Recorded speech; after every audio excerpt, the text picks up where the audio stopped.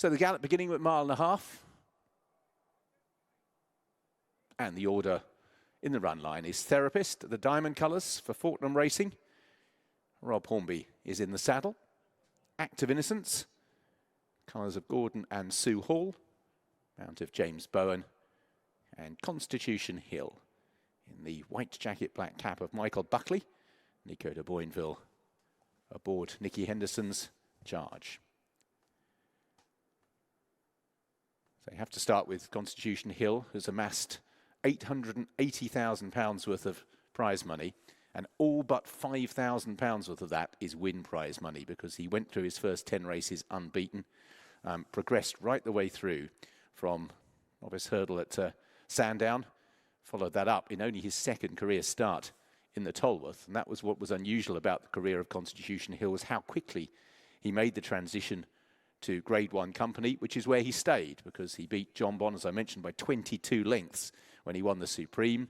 He then took Epitante apart twice in the Fighting Fifth of 2022 and the Christmas Hurdle of that year, and then was such an impressive winner of the 2023 Champion Hurdle. And it appeared then that he could be around to dominate the hurdle scene for several years, but as is the case with lots of racehorses' careers, it doesn't always run smoothly. And as I mentioned, that abortive trip to the Fighting Fifth wasn't immediately followed by anything too disastrous, but obviously towards the back end of last campaign, some jumping foibles emerged where they hadn't in the past, and he is very much now on the comeback trail. He was, of course, forced to miss best part of a year after underperforming in a racecourse gallop as well at Kempton, and that also prompted some wind surgery, and he was never quite right for a considerable period of time, as Nicky was very open with, off the back of the gallop here 12 months ago.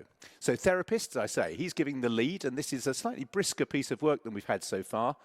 Active Innocence, who clearly was ready to run if he was declared just 48 hours ago, and Constitution Hill will be asked, we think, to just come and breeze through and enjoy himself, hopefully on his way back towards the Fighting Fifth, and a chance to stake his claim to regain his hurdles crown. Unfortunately, State Man is the one that's on the sidelines. Just shows how hard it is to keep horses sound down the years.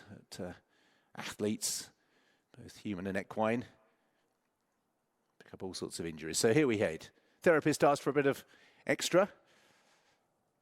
Active Innocence and Constitution Hill breezing up nicely on the outside. Therapist having to work despite conceding or receiving plenty of weight. Active Innocence shape's okay, but Constitution Hill breezing up. Great to see him with great zest, and Nico is just going to press that button just in the closing stages. One that's elicited so many quickenings in the past, and that is really good to see after a couple of racecourse gallops that haven't gone according to plan. I'm sure Nicky's beaming there. He's stretched